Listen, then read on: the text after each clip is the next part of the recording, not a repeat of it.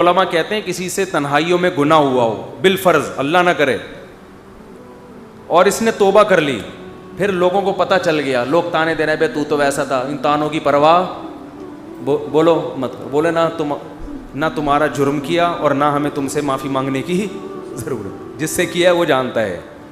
لوگوں کو لفٹ کرایا کرو زیادہ، کیونکہ لوگ اس چیز کو مسلط کر لیتے ہیں. ہمارے حضرت کے پاس ایک بندے کا فون آیا لندن سے، کہتا ہے یار میں نے گناہ کیا تھا، پکڑا گیا، کہہ رہے اب میں نے توبہ کر لی، رو رو کے گڑ گڑا کے اتنی معافیاں مانگی کہ اللہ نے بھی دل میں سکون ڈال دیا کہ میں نے تجھے معاف کر دیا، کہ لیکن پبلک معاف کرنے کے لیے تیار نہیں. پبلک جب بھی گزر کرے ہے نا وہی، تو پبلک کا دل تو چھوٹا ہوتا ہے نا، پبلک کا دل کیا ہوتا ہے چھوٹا. تو ایسی صورت میں پبلک کو زیادہ لفٹ نہیں کرائے، بولا جاؤ تمہاری ایسی کی تیسی، ہم جانے اللہ جانے تو کون ہوتا ہے بھائی میرے کو. اور قرآن کے الفاظ دیکھو یار، وَمَن يَعْمَلْ سُوءًا أَوْ يَظْلِمْ نَفْسَهُ ثُمَّ يَسْتَغْفِرِ اللَّهَ يَجِدِ اللَّهَ غَفُورًا رَحِيمًا. ایسے وجد والی آیتیں ہیں. فرمایا جو بھی گناہ کرے گا، اپنی جان پہ ظلم کرے گا، ظلم ہو گیا، گناہ ہو گیا، شیطان نے بہکا دیا اس کو، غلط ہو گیا اس سے. حقوق العباد سے اس کا تعلق نہیں ہے، کیونکہ حقوق العباد میں پھر اس بندے سے بھی معافی مانگنا ضروری. کچھ جرائم ایسے ہیں جو اللہ اور بندے کے آپس کے معاملات. فرمایا پھر اس کو خیال ہوا کہ بھائی خدا تو انتقام لے گا، اور ویسے بھی غیرت کے خلاف ہے جس نے اتنے احسانات کیے اس کو ناراض کرنا. قرآن کہہ رہا ہے ثم یستغفر اللہ، پھر وہ اللہ سے کیا کرتا ہے؟ معافی. کیا عجیب الفاظ ہیں. اللہ نے یہ نہیں فرمایا غفرہ اللہ، اللہ اسے معاف کر دے گا، نہ نہ نہ نہ، یہ انداز نہیں ہے، یہ اللہ اس سے انتقام نہیں لے گا. فرمایا یجید اللہ غفور الرحیم، وہ اللہ کو پائے گا، وہ دیکھے گا کہ اللہ غفور بھی ہے اور رحیم بھی، وہ دیکھے گا اپنی آنکھوں سے. یہ ایسے ہے جیسے ہم کسی کو دعوت دیں کہ آپ ہماری دعوت پہ آؤ، آپ پوچھتے ہیں کیا کیا ملے گا. ایک طریقہ ہوتا ہے آپ بتائیں بھائی بریانی کا انتظام بھی ہے، کباب بھی ہیں، اور اللہ بھلا کرے چکن کا بھی انتظام ہے، اور کڑھائی بھی ہے، 2-4 چیزیں اور بتا دی آپ نے، تو وہ ذہن میں رکھ کر آئے گا ٹھیک ہے بھائی یہ چیزیں ہوں گی. ایک اسٹائل یہ ہوتا ہے وہ کہ بھائی کیا ملے گا، تو آپ اس کو بتائیں جب تم آؤ گے نا تو میری دعوت میں پہنچنے کے بعد تمہیں محسوس ہوگا کہ وسیم بھائی چھوٹے موٹے سیٹ نہیں ہیں. وسیم بھائی نے دعوت کی، یہ جی تم پا لو گے، یہ چیز محسوس کرو گے کہ وسیم بھائی طبیعت کے تنگ، ایسا دسترخوان ہوگا، چھوڑو بریانی کباب، چھوٹی وہ غریبوں والی باتیں ہیں. کیا بریانی، مسالے والی بریانی، اور مفتی صاحب کے بیان سنتے رہتے الٹے الٹے، مسالے والی بریانی، چپلی کباب، کوئٹہ کی چائے. ابے بھائی چھوڑو یہ باتیں، یہ تو کہیں کھانچے وانچے میں پڑی ہوئی ہوگی، ٹھیک ہے نا. یجید تم پاؤ گے، مجھے محسوس کرو گے کہ یہ چھوٹا موٹا سیٹ نہیں ہے. دسترخوان دیکھ کے اندازہ ہو جائے گا بھائی کوئی بہت بڑا آدمی ہے. قرآن کیا کہتا ہے؟ جو گناہ کرے گا اور توبہ کرے گا یجید اللہ غفور الرحیم. اللہ یہ نہیں فرما رہے کہ اس کو معاف کروں گا، اللہ فرماتے ہیں جیسے کوئی بندہ دعوت پر آئے تو آپ کہو بھائی تم پاؤ گے کہ میں چھوٹا موٹا سیٹ نہیں ہوں. تو اللہ کا انداز یہی ہے. فرمایا تم سے کتنا بڑا جرم ہو جائے، کتنا بڑا جرم، یہاں تک کہ نبی نے فرمایا کہ اللہ فرماتے ہیں یا عبادی لو بلغت ذنوبک عنان السماء، تم نے گناہ کرتے کرتے کرتے کرتے زمین آسمان کے خلا کو بھر دیا، اتنے گناہ ہو گئے. ثم استغفرونی، پھر ایک دن تمہیں خیال آیا یار یہ غلط ہوا ہے، یہ نہیں ہونا چاہیے تھا، رب کو منانا چاہیے، بالآخر اس کا انجام برا ہے، گناہ کی سزا ملتی ہے. تو آپ نے ہاتھ اٹھا کے اللہ سے معافی، کسی اور کے در پہ نہیں گئے، کسی کی پرواہ بھی نہ کرو کون کیا کہہ رہا ہے، اللہ سے معافی مانگی. تو حدیث کے الفاظ کیا ہیں؟ قرآن کے الفاظ بھی عجیب ہے جو میں نے بتائے. قرآن کے الفاظ کے اللہ فرماتے ہیں معاف کرنا، تو یہ تو ہلکی بات ہے نا، معاف کروں گا تو مطلب یہ کہ یہ بریانی ملے گی، کوفتے ملیں گے، سالن، یہ تو ہم نے بتا دیا نا. اللہ فرماتے ہیں توبہ کر کے دیکھ تو اللہ کو غفور اور رحیم پائے. غافر نہیں، راحم نہیں، غفور مبالغہ ہے.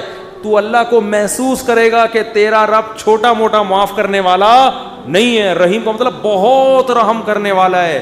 اور اللہ یہ تجھے دکھائے گا. دکھائے گا کا مطلب کیا ہے؟ تیرے دل میں سکون پیدا ہو جائے گا کہ میرے رب نے مجھے معاف کر دیا. یہ توبہ کا پہلا انعام ملتا ہے دنیا میں. معاف بھی کرے گا اور اطمینان بھی دلا دے گا, معاف کر دیا. تعلق, وہ اطمینان کی علامت کیا ہے؟ اللہ سے جو تعلق ٹوٹا ہوا تھا وہ آپ کو جڑا ہوا محسوس ہوگا. گناہ کی وجہ سے جو دل میں کالک آ گئی تھی وہ کالک آپ کو ختم ہوتی ہوئی نظر آئے گی. یہاں تک علماء کہتے ہیں کہ بعض لوگ گناہ کر کے ایسی توبہ کرتے ہیں کہ گناہ سے پہلے جو اللہ کا ان سے تعلق تھا نا, گناہ کے بعد جب توبہ کی تو اس سے زیادہ اچھا تعلق پیدا ہو جاتا ہے ان کا, پہلے سے بھی زیادہ اچھا اللہ کی محبت پیدا ہو جاتی ہے. یہ تو قرآن میں, حدیث میں کیا آتا ہے کہ اگر زمین اور آسمان کے خلا کو تم نے گناہ کر کر کے پر کر دیا, ثم استغفرونی, پھر مجھ سے مغفرت طلب کرو, لغفرت, معاف کروں گا. اتنا کافی تھا نا یہ جملہ؟ یار نہیں آ رہی سمجھ میں. دیکھو اللہ یہ کہہ دیتے کہ زمین اور آسمان کے خلا کو پر کر دیا, مجھے ناراض کیا ہے نا, پبلک کے پاس جانے کی ضرورت نہیں. عیسائیوں میں پادریوں کے پاس جا کے معاف کرواتے ہیں, اتنے پیسے لے لو معاف کر دو. اللہ کہتے ہیں پادری کا کیا بگاڑا ہے تم نے؟ ناراض مجھے کیا ہے. نماز چھوڑی ہے, مجھے ناراض کیا. زنا کیا, مجھے ناراض کیا. انٹرنیٹ پر فحش فلمیں دیکھی, مجھے ناراض کیا. یہ جو ہو رہے ہیں گناہ آج کل, کچھ بھی کیا, مجھے ناراض کیا نا, آؤ میرے سامنے گڑ گڑاؤ. تو اللہ کیا کہتے ہیں, زمین اور آسمان کے خلا کو پر کر دیا, پھر مجھ سے معافی مانگو گے, معاف کروں گا. کافی ہے نا, بس کر دیا معاف. آگے اللہ ایک اور جملہ بناتے ہیں, لا ابالی, کسی کی پرواہ. بولو, اردو میں لفظ سماتے ہیں بڑا لا ابالی قسم کا آدمی ہے. سنا یہ لفظ؟ ہاں بولنے میں کچھ ٹیکس لگتا ہے. لا ابالی کہتے ہیں نا, یہ عربی کے لفظ سے آیا لا ابالی. لا کا مطلب نہیں, ابالی کا مطلب پرواہ نہیں کرتا میں کسی کی. جیسے جو آدمی کسی کی پرواہ نہیں کرے گا, بڑا لا ابالی سا آدمی ہے. تو اللہ کیا کہتے ہیں, لا ابالی, معاف کروں گا, کسی کی پرواہ نہیں. کیا مطلب؟ یہ جملہ لگانے کی کیا ضرورت تھی؟ جملہ اس لیے لگایا جا رہا ہے کہ بہت سے نیک لوگوں کو اعتراض ہو سکتا ہے, اے اللہ اتنے سارے گناہ سیکنڈوں میں معاف. یہ بات ہماری کھوپڑی میں بولو نہیں, کچھ تو تھوڑی سی ہوتی. جیسے ایک بیٹا نافرمان ہو, 20 سال باپ کو ستاتا رہے. اب باپ کو زندگی بھر ستایا اس کو, باپ نے کہا ایسی کی تیسی ہے, ابھی دیکھتا ہوں میں جائیداد سے آپ کر دوں گا, میں یہ کر دوں گا. باپ بوڑھا ہو گیا, مرنے لگا ہے بھائی, اب جائیداد کی تقسیم کا وقت آ رہا ہے, اور اب یہ گیا, اس کو پتہ ہے کہ اب تو سارا معاملہ خراب, زندگی بھر ستاتا رہا. آخر میں آ کے ابا سے کہتے ہیں, ابا I am very very sorry. ابا کہتے ہیں چل جا معاف کیا. دوسرے بیٹوں کو آئے گا نا غصہ, ہے بھائی, ابا یہ کیا, یہ تو آپ کے رحم دل ہونے سے ناجائز فائدہ اٹھا رہے ہیں بھائی, ابھی آپ کے جانے کا وقت ہے اور یہ آگے سوری کر کے چلا گیا. تو ابا اگر ابا ہوں گے تو آپ دوسرے بچوں کو کیا بولیں گے, باپ تم ہو یا میں ہوں؟ کیا خیال ہے, باپ تم ہو یا ٹھیک ہے تمہارا مشورہ ہے میں نے سوچ لیا. باپ بہرحال کون ہے, میں, میری مرضی, میری جائیداد ہے, میری میراث ہے, میں کسی کو بھی نہ دوں, میں صدقہ کر دوں, جاؤ. لیکن انسان کا اتنا ظرف ہوتا نہیں ہے.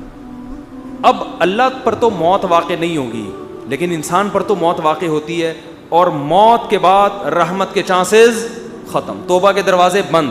ساری زندگی گناہ کرتا کرتا اب موت سے پہلے اللہ سے کیا کہہ دیتا ہے, آئی ایم سوری, معاف کر دے. تو اللہ کہتے ہیں کہ میں معاف کر کے, آگے پہلے ہی بتا دیا کہ کسی کو اعتراض کرنے کا حق, اللہ کو پتہ ہے بہت سارے لوگ آئیں گے, یا اللہ یہ کیا ہے بھائی, یہ کیا اتنے سارے گناہ ہو رہے ہیں اور اس نے معافی اور 1 سیکنڈ میں معاف, یہ تو تیری حکمت کے خلاف ہے, یہ تو مصلحت کے خلاف ہے, یہ تو یوں ہے, یہ تو ناانصافی ہے.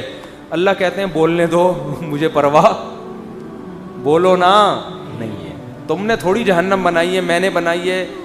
نافرمانی اس نے میری کی, معاف کرنے کی طاقت مجھے ہے, تو میں جس کو چاہوں معاف کروں. تمہیں کیا تکلیف ہو رہی ہے؟ تم اپنی بات کرو مجھ سے کہ تمہیں کسی جرم کے بغیر میں سزا تھوڑی دے رہا ہوں. یہ جو الفاظ ہیں نا, لا ابالی, یہ بڑے زبردست الفاظ ہیں. مجھے اس پر اکثر ایک چٹکلا یاد آتا ہے, وہ میں ہر بیان میں جب بھی اس حدیث کی تفسیر کرتا ہوں وہ سناتا ہوں کہ اس کی مثال کیسے ہے.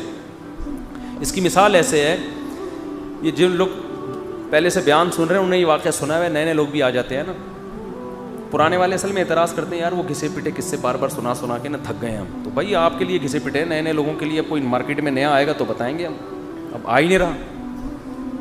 تو وہ ایک اونٹ, ایک بیل اور ایک دمبا, یہ بس واقعہ سنا کے بیان ختم کرتا ہوں, کچھ چند سوالات کے جواب دینے. اونٹ, بیل اور دمبا یہ کہیں جنگل میں سفر کے لیے نکلے, کھانا ختم, ایک گٹھری نظر آئی گھاس کی. اب تینوں میں پھڈا ہو گیا, اونٹ کہہ رہا ہے میں کھاؤں گا, بیل کہہ رہا ہے میں کھاؤں گا, دمبا کہہ رہا ہے میں کھاؤں گا. اونٹ نے کہا دیکھو میں تمہارا بزرگ ہوں, ہم تینوں ایک معیار بنا لیتے ہیں, جو اس معیار پہ پورا اترے گا وہ کھانا وہ کھائے گا. یہ پیشکش کس نے کی؟ اونٹ نے. اس نے کہا میں قبیلے کا بڑا ہوں, دیکھو تو اب میں جو سجیشن دوں گا اس پر عمل کرو. تو ہم تینوں میں سے جو اپنا سب سے پرانا ہونا ثابت کر دے گا کہ جو دنیا میں سب سے پہلے آیا ہے وہ اس گٹھری کا مستحق ہے. اونٹ کا خیال تھا میں ہی ہوں, بزرگ ہے, لوگوں نے کہا چلو جی بزرگوں کا احترام اسلام میں ٹھیک ہے واجب ہے.